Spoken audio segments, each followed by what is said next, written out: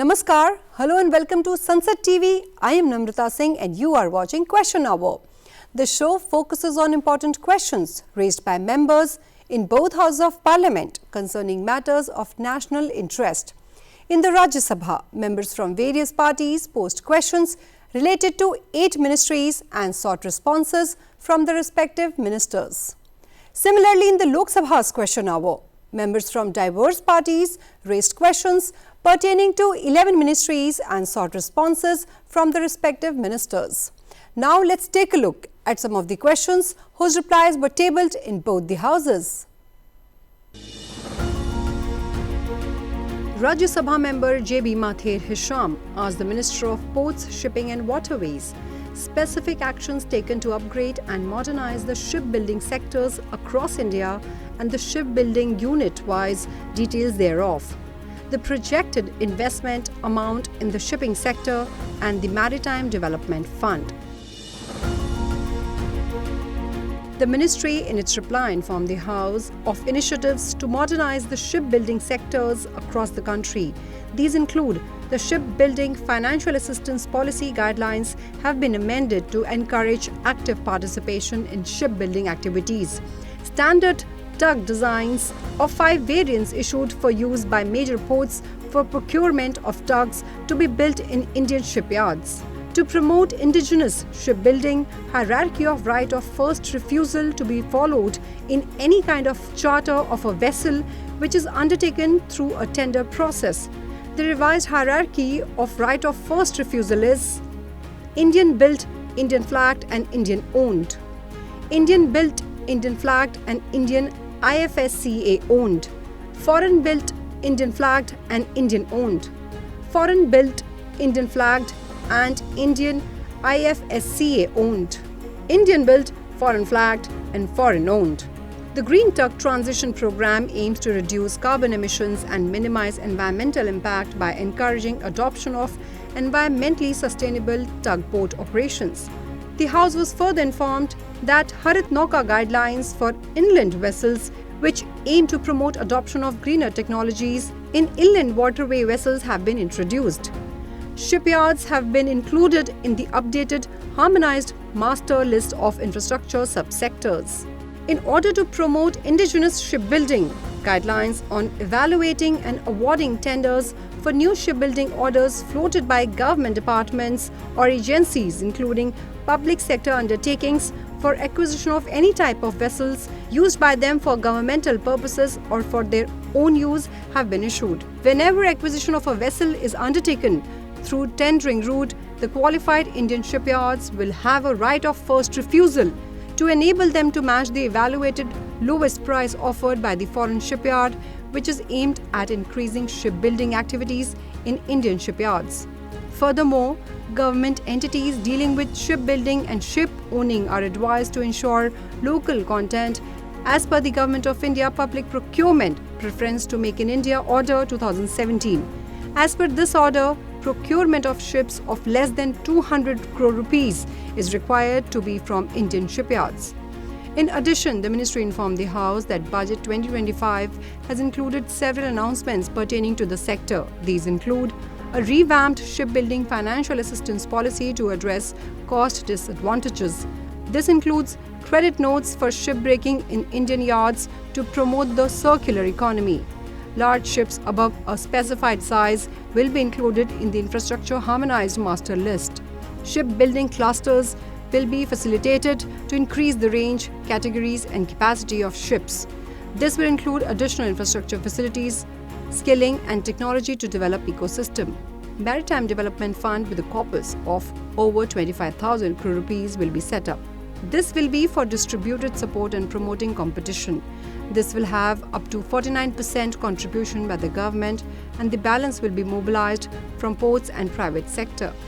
To continue the exemption of basic customs duty on raw materials, components, consumables or parts for the manufacture of ships for another 10 years, Kochi Shipyard Limited, a PSU under the administrative control of MOPSW, has signed important active MOUs with international parties. Shipbuilding Financial Assistance Policy with a financial outlay of 4,000 crore rupees was amended in 2023 to include flat 30% financial assistance for vessels where main propulsion is achieved by means of green fuels such as methanol, ammonia, hydrogen fuel cells, etc. This amendment also includes flat 20% financial assistance for vessels fitted with fully electric or hybrid propulsion. Under this scheme, 78.23 crore has been disbursed towards construction and delivery of hybrid vessels till date.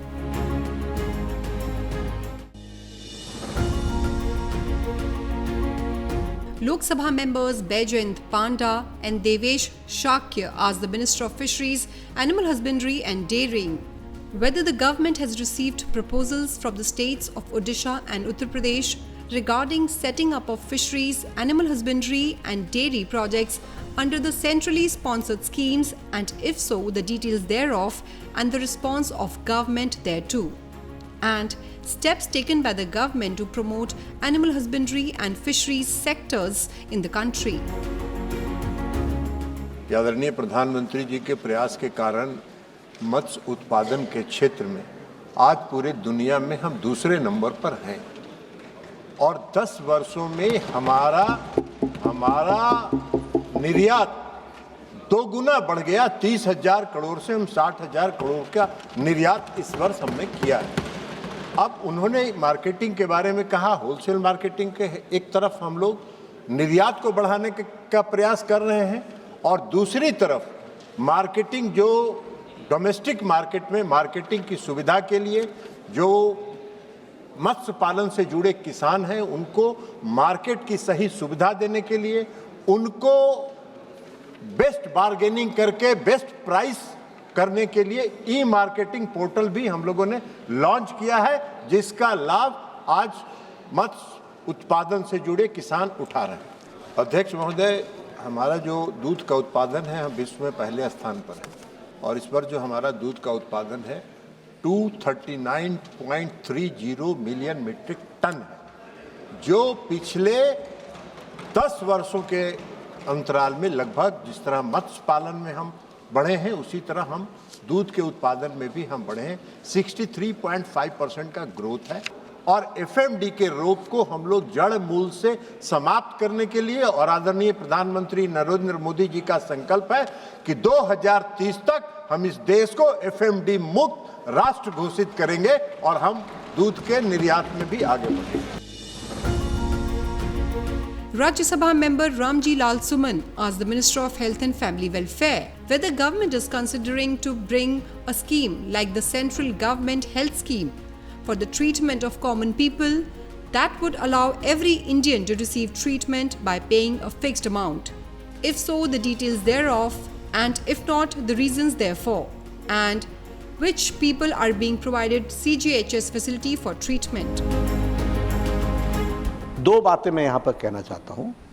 प्रदेश सरकार ने और सभी प्रदेश सरकारों ने स्वास्थ्य को निचले स्तर तक ले जाने में बहुत बड़ा योगदान किया है। मैं उनकी सराहना करता हूँ, उनको बधाई देता हूँ, उनको साधुवाद देता हूँ। अभी 100 दिन का नेशनल ट्यूबरक्लोसिस एलिमिनेशन का प्रोग्राम हुआ। हमारा टारगेट था 2 लाख हमारे जो ट्यूबरक्लोसिस के लोग नहीं पकड़ में आ रहे हैं वो उनको स्क्रीन करना, उनको ढूंढ के निकालना। जब हमारे स्टेट्स लगे तो 7 लाख से ज़्यादा निकल गए केसेस ट्यूबरक्लोसिस के। ये हमारी इफ़ेक्टिविटी निचले स्तर पर है। कोरोना की महामारी आई, कोई भी वेस्टर्न स्टेट्स कंट्रीज़ ये कोई भी वैक्सीनेशन 60-70% से ज़्यादा नहीं कर सके। ये भारत है मोदी जी के नेतृत्व में और वो स्टेट्स हैं जिन्होंने निचले स्तर पर काम किया कि 220 करोड़ डोज और डबल डोज विथ बूस्टर लग करके हुआ। ये किसने किया? And what are the areas are like Lahaul Spiti, areas are like Ladakh, areas are like Gadchiroli, areas are like Bastar, areas are like Narayanpur. ये सब डिफ़िकल्ट एरियाज, एकदम दूर दराज के एरियाज, यहाँ भी हमारे वर्कर्स ने पहुँच करके वैक्सीनेशन किया। इसलिए इम्प्लीमेंटेशन का पार्ट बहुत अच्छा है। और उन्होंने लेप्रेसी एलिमिनेशन में, कालाजार एलिमिनेशन में, सभी कामों में नीचे स्तर पर हमारे सभी स्टेट्स ने बहुत अच्छा काम किया है। लेकिन जिस पर हमारी तकलीफ आ रही है वो है फंड में, कि फंड की कैपेसिटी ऑफ यूटिलाइजेशन, उसमें उनको और जोर देने की ज़रूरत है। हमारा हर प्रोग्राम के बारे में समय समय पर उनके साथ माननीय सदस्य को बताना चाहूँगा कि हमारी वार्ता भी होती रहती है, वीडियो कॉन्फ्रेंसिंग भी होती रहती है, हेल्थ मिनिस्टर से बातचीत करके जहाँ जहाँ जो कमी होती है उस पर हम रिपोर्टिंग भी लेते हैं और उनको हम फाइनेंशियली, टेक्निकली सपोर्ट भी करते हैं। Lok member Advocate Gowal Kagra Padvi asked the Minister of Agriculture and Farmers Welfare whether the government has implemented the Kisan e-Mitra and IoT-enabled systems to improve crop productivity, sustainability and farmer livelihoods, if so, the details thereof. The manner in which artificial intelligence helped in solving agrarian crisis, crop health monitoring, water optimization, crop rotation and harvesting methods, if so, the details thereof, and the details of other steps being taken by the government to strengthen the development of artificial intelligence in agricultural sector for India. The ministry in its reply informed the House that it has employed artificial intelligence methods and IoT-enabled systems to improve crop productivity, sustainability and farmer livelihoods and to address various challenges in the agricultural sector to aid farmers, etc. Some initiatives including Kisan e-Mitra. Kisan e-Mitra is a voice-based AI-powered chatbot developed to assist farmers with responses to their queries on PM Kisan Samman Nidhi scheme. This solution supports 11 regional languages and is evolving to assist with other government programs. At present, it handles over 20,000 farmer queries daily, and so far, more than 92 lakh queries have been answered. The National Pest Surveillance System for tackling the loss of produce due to climate change utilizes AI and machine learning to detect pest infestation in crop issues, enabling timely intervention for healthier crops. This tool, currently used by over 10,000 extension workers, allows farmers to capture images of pests to help them mitigate pest attacks and reduce crop losses. At present, it currently supports 61 crops and over 400 pests. And AI-based analytics using field photographs for satellite-based crop mapping being used in crop weather matching monitoring of crops sown.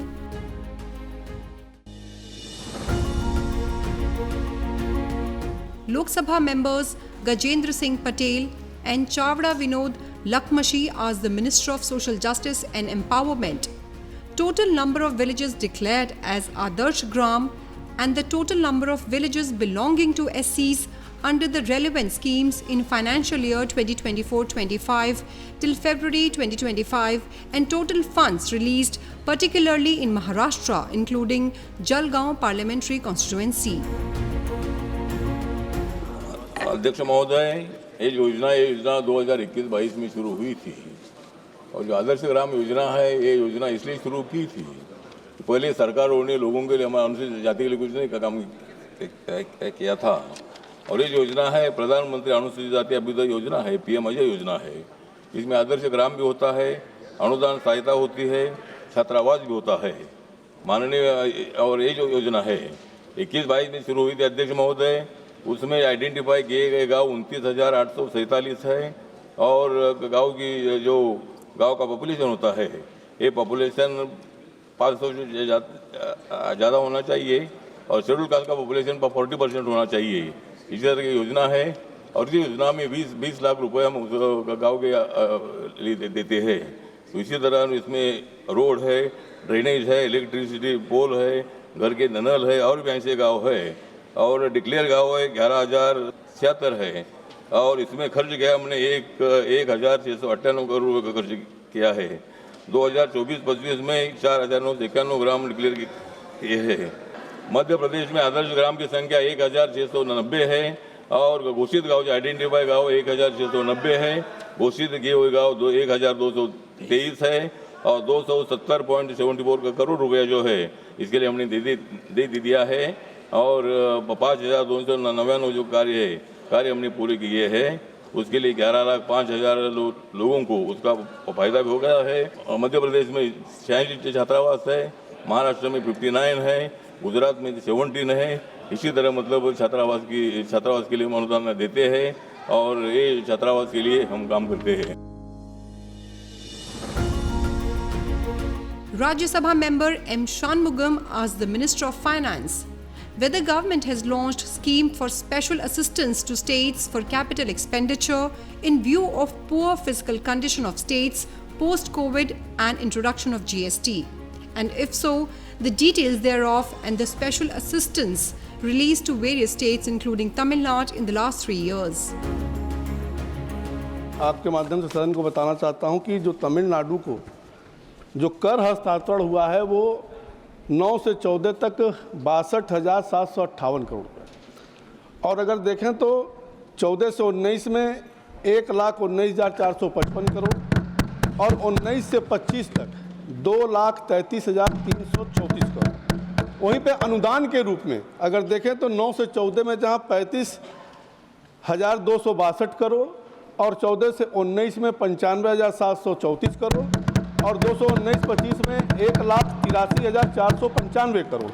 और विशेष सहायता की जो बात उन्होंने कहा है, अगर आप देखें तो 21-22 में 505.50 करोड़, 22-23 में 4,011.27 करोड़, 23-24 में 5326.42 करोड़, 24-25 में 7345.46 crore.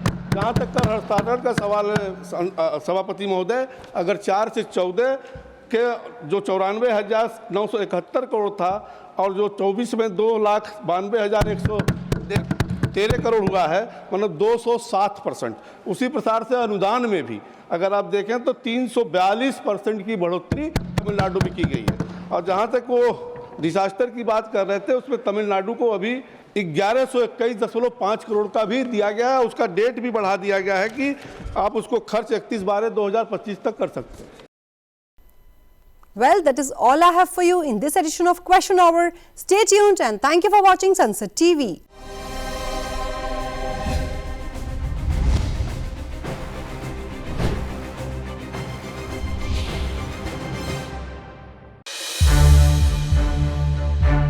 To watch more programs of Sunset TV, subscribe to our YouTube channel and don't forget to like and share them.